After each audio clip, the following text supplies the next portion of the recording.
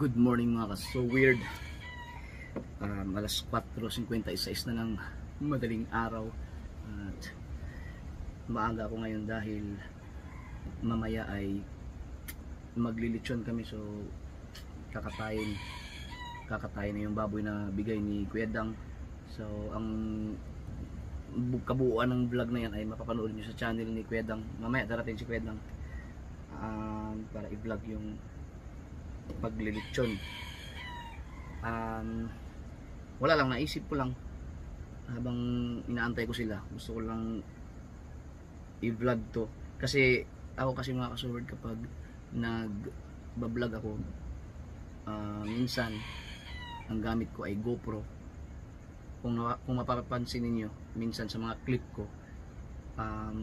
parang naka-wide, naka-fish eye, minsan super wide GoPro ang gamit ko nun.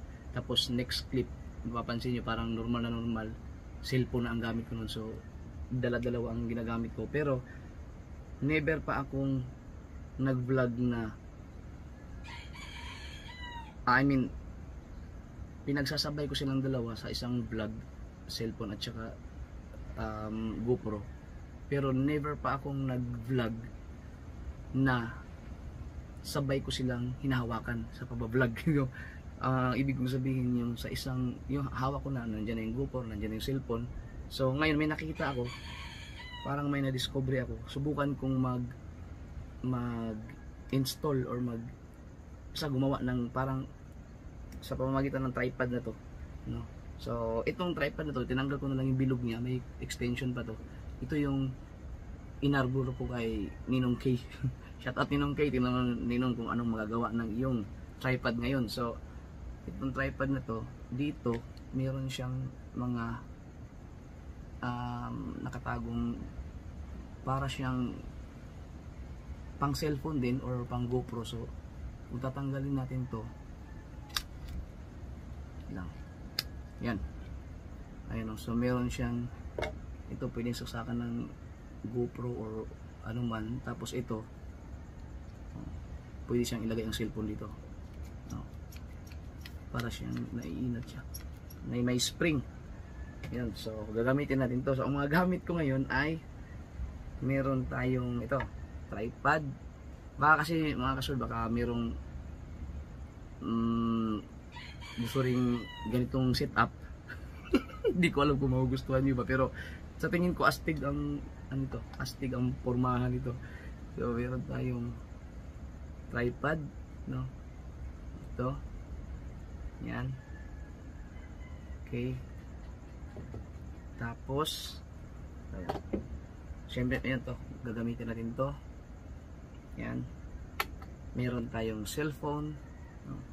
Cellphone. Tapos meron tayong GoPro, no? Tapos meron tayong ilaw. Yan, ilaw to. Nabili ko lang to sa Lazada. Tapos meron na rin siyang dito, pinilagay ng GoPro, nakaklip na, pwede siyang tanggalin eh, no? Yan, yan, balik natin. Alright, at syempre meron tayong mga tornilyo. Yan. So ang natin gagawin ay ito, meron din siyang tornilyuhan dito, yung yan, swak siya dito kasi may ano ba tawag sa ito, basta groove or yan, pwede mo siyang isalpak dito. Yan, yan. So ipak natin ito.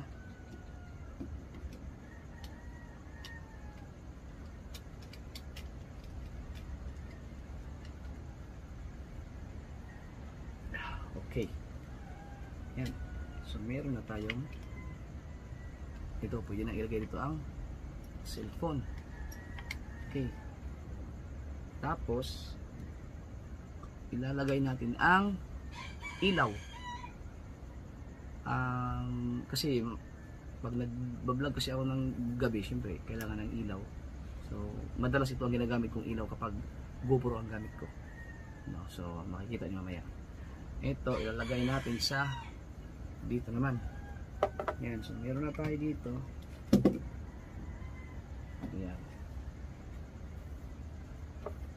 kakabit natin. Ayan. Yun. So ganyan na siya. Oh. Diba? So syempre ilagyan na, may tornilyo tayo, kailangan nakalock siya para stable. So lock na natin. Ayan.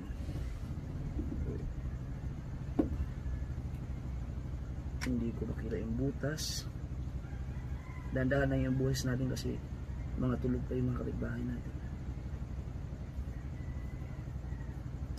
Hindi ko mahanap ang butas, men. Yata. Ayan. Uy.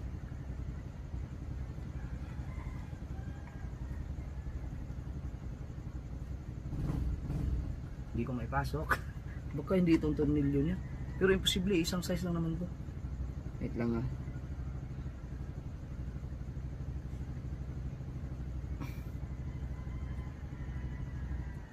Yun. Siguro. Pag nakakagat naman ito. Yun. Kumagat na siya. Naririnig ko na yung mga motor. Ayan. Papasok na siguro yan sila.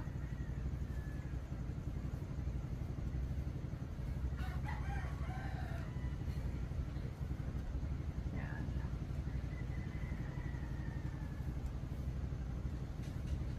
Alright, so higpitan na natin ng konti.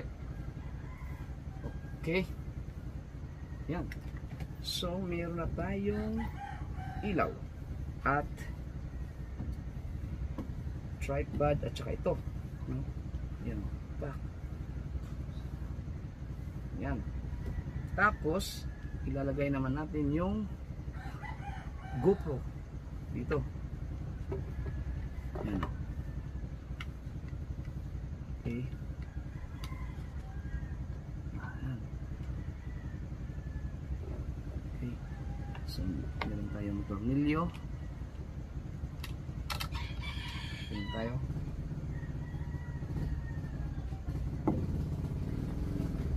Yung mga naririnig yung mga motor, mga papasok na yan sila sa trabaho, maagang maaga, no? Ako naman nagtatrabaho na rin ako ganito kaaga. Galing pa ako nag-alaga ako ng bata. So pag alas 5 na kasi ngayon ginigising na namin si Marimar. Siya naman ang turnover. Okay, so yan. So may bakante dito natin ilalagay ang cellphone. Dito natin. Yan. Oh. Back. Oh. Ayan. So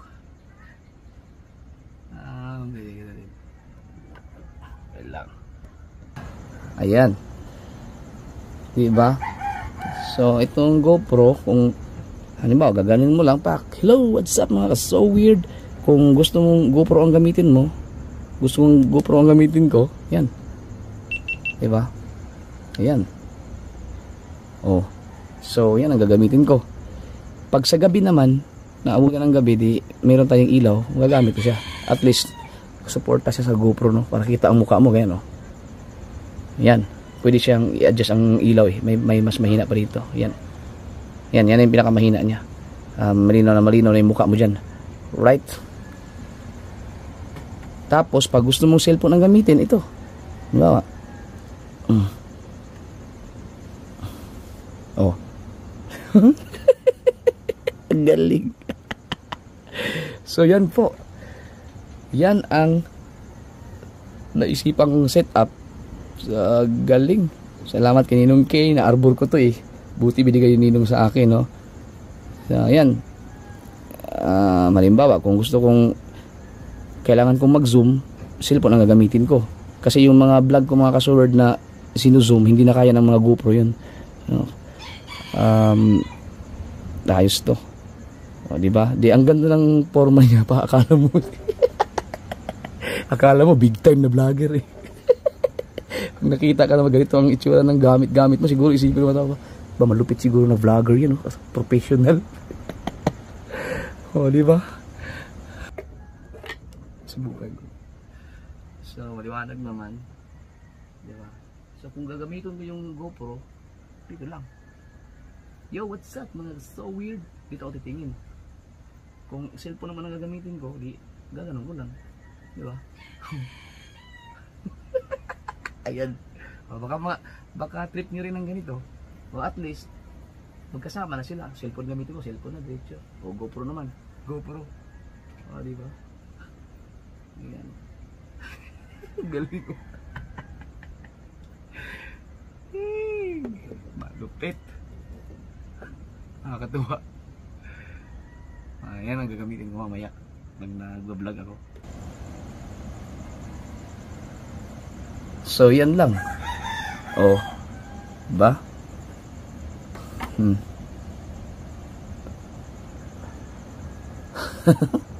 Kung maubusan ng battery sa GoPro, at least may cellphone na nakareserba dito. Diba? Alright. Galing. Pero mahirapan ako pag nagtakbo-takbuhan na. Sabagay, mayroon pa naman ako isang GoPro. O, yun na lang gamitin ko pag kailangan tumakbo-takbo. Ito ano lang to, pang purmahan lang ba? Diba? Kita na yung mga tao. Anong klaseng gamit yung gamit mo? Diba? Okay, yun lang.